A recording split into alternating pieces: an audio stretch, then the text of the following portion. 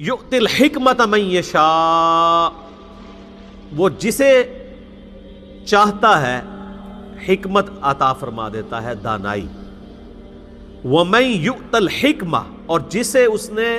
دانائی، عقل مندی اور حکمت دے دی، فقد اوتی خیرا کثیرا، تو بے شک اسے خیر کثیر عطا کر دی گئی۔ یعنی اللہ تعالیٰ ہمارا سب سے بڑی خیر ہے کسی کو دانائی مل جائے۔ یہ اس کا ذکر یہاں پہ کیوں آیا ہے؟ دنیا میں تو عقل مند اسے مانا جاتا ہے جو مال جوڑ کے رکھتا ہے، اللہ کے نزدیک عقل مند وہ ہے جو مال اللہ کی راہ میں لگا دے، اور اللہ کی راہ میں مال لگانے والا تو بڑا دانا ہے، اس کو اللہ نے حکمت دے دی، وہ بڑا سیانا ہے، کیونکہ اس کا مال ضائع نہیں ہو رہا۔ دنیا کا کرائٹیریا مال کے سیونگ کا اور ہے، اللہ کے نزدیک اور ہے۔ بخاری مسلم میں دونوں میں حدیث ہے، نبی علیہ السلام نے فرمایا کہ انسان کہتا ہے میرا مال میرا مال میرا مال، حالانکہ تیرا مال تو وہ ہے جو تو نے کھا کر ختم کر دیا، یا پہن کر بوسیدہ کر دیا، یا اللہ کی راہ میں خرچ کر کے قیامت کے دن کے لیے محفوظ کر لیا، باقی جو بچ گیا وہ تیرے ورثاء کا مال ہے۔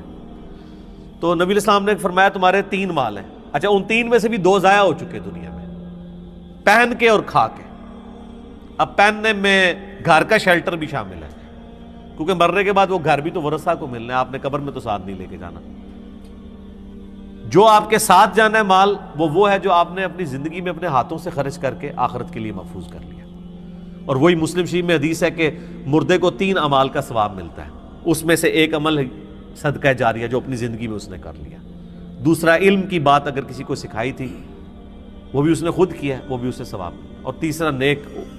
اولاد جو اس کے لیے دعا کرتی ہے۔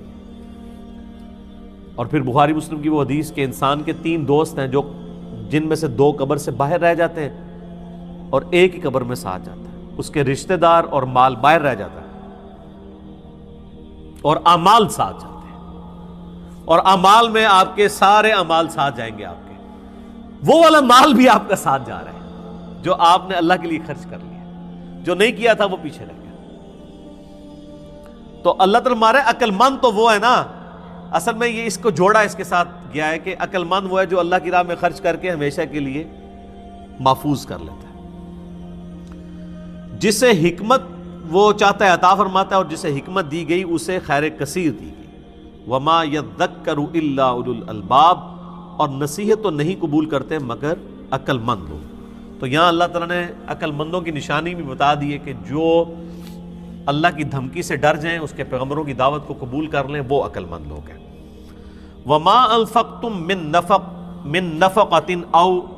نذرتم من نذر، اور جو کچھ بھی تم مال خرچ کرتے ہو اللہ کی راہ میں یا جو منت مانتے ہو، تو یقیناً فإن اللہ یعلمہ، یقیناً اللہ تعالیٰ اس کو جانتا ہے۔ وما للظالمین من انصار، اور ظالموں کا کوئی مددگار نہیں ہوگا۔ یعنی اللہ تعالیٰ کو پتہ ہے تم نے اخلاص کے ساتھ کیا یا نہیں کیا، ایون چھپا کے بھی کیا تو ٹینشن نہیں لینی کہ اللہ کو کیسے پتہ چلے گا، اللہ کو ہر چیز کا پتہ ہے۔ تو یہ عقل مندی کا تقاضا بھی یہی ہے، سمجھداری کا تقاضا بھی یہی ہے کہ انسان اپنے مال کو ہمیشہ کے لیے محفوظ کر لے اللہ کی راہ میں خرچ کر کے، لیکن اس میں ایگزیجریشن بھی نہیں ہونی چاہیے، یہ بھی ذرا ذہن میں رکھیے گا۔ بعض لوگ سب کچھ ہی لٹا کے چلے جاتے ہیں، تو نبی علیہ السلام نے اس سے بھی منع فرمایا ہے۔ بخاری مسلم دونوں میں حدیث ہے، سعد ابن ابی وقاص کہتے ہیں کہ فتح مکہ کے موقع پر میں اتنا بیمار ہوا کہ مجھے لگا کہ اب میں نہیں بچوں گا۔ اب فتح مکہ ہو رہی ہے 8 ہجری میں، اور سعد ابن ابی وقاص وہ صحابی ہیں جو سب سے آخر میں فوت ہوئے ہیں بدری صحابہ میں سے 56 ہجری میں۔ آخری بدری صحابی جو فوت ہونے والے ہیں وہ سعد ابن ابی وقاص ہیں۔ تو 8 ہجری میں وہ کہتے ہیں میں اتنا بیمار ہوا کہ مجھے یقین ہوگا کہ میں نہیں بچوں گا، تو حضور علیہ السلام میری عیادت کے لیے آئے، تو میں نے کہا یا رسول اللہ میری تو ایک ہی بچی ہے، تو میں چاہ رہا ہوں کہ میں اپنا مال اللہ کی راہ میں خرچ کر دوں، تو کیا میں 2/3 مال اللہ کی راہ میں خرچ کر دوں؟ تو آپ نے اجازت نہیں دی۔ پھر ان کا یا رسول اللہ میں آدھا مال اللہ کی راہ میں خرچ کر دیتا ہوں، آپ علیہ السلام نے اس کی اجازت بھی نہیں دی۔ پھر بڑی مشکل سے 1/3 مال کی اجازت آپ نے دی، اور پھر آپ نے فرمایا کیا تم یہ چاہتے ہو کہ تمہاری اولاد مرنے کے بعد لوگوں سے مانگتی پھرے؟ اس سے بہتر ہے کہ تم ان کے لیے چھوڑ کے مرو۔ یہ ایک ڈیٹم لائن ہے حدیث میں کہ 1/3 سے زیادہ مال کوئی شخص اپنی جائیداد کا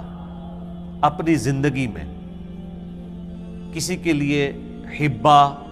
وصیت نہیں کر سکتا۔ 1/3، 2/3 مال اسے چھوڑ کے مرنا ہوگا، اور یہ 1/3 بھی ایز اے لاسٹ ریزارٹ ہے۔ بعض لوگ یہ کرتے ہیں کہ وہ جناب آدھی سے زیادہ جائیداد ہی اللہ کی راہ میں دے دیتے ہیں، کہتے ہیں جی اللہ نے دیے اتنا ہوا ہے تو میں خرچ کر دوں، اپنے ہاتھوں خرچ کر جاؤں۔ یعنی ان کو یہ امید نہیں ہوتی کہ ہماری اولاد پیچھے سے یہ کرے گی، تو اولاد کی ایسی تربیت کرے نا کہ اولاد بھی اللہ کے کاموں میں لگائے اس کے۔ تو بہرحال چونکہ اسلام میں مال و دولت کا مالک اللہ ہے، لہٰذا اللہ نے آپ کو اجازت نہیں دی ہے کہ آپ اللہ کے مال کو 1/3 سے زیادہ مال آپ وصیت کر سکیں گے، اور وصیت غیر وارث کے لیے ہوگی۔ وصیت یہ ہوتی ہے کہ میرے مرنے کے بعد فلاں کو ملے، وہ وارث کو نہیں آپ کر سکتے، کیونکہ وارث کو وہی ملنا ہے جو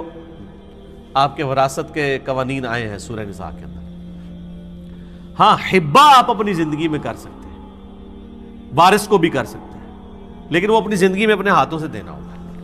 لیکن اپنی زندگی میں وراثت آپ تقسیم نہیں کر سکتے،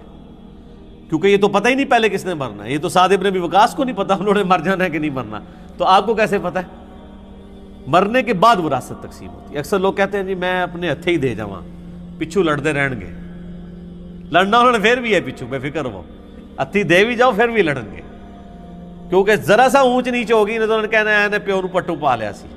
اے نکے والے نے، اے وڈے والے نے، لڑنا انہوں نے ہے جے، یہ ذہن چ رکھنا۔ اللہ یہ کہ جس کو خوف خدا ہوگا وہ تو معاملہ الگ ہے۔ تو اللہ تبارک و تعالیٰ اس چیز کو ناپسند کرتا ہے کہ کوئی شخص جو ہے وہ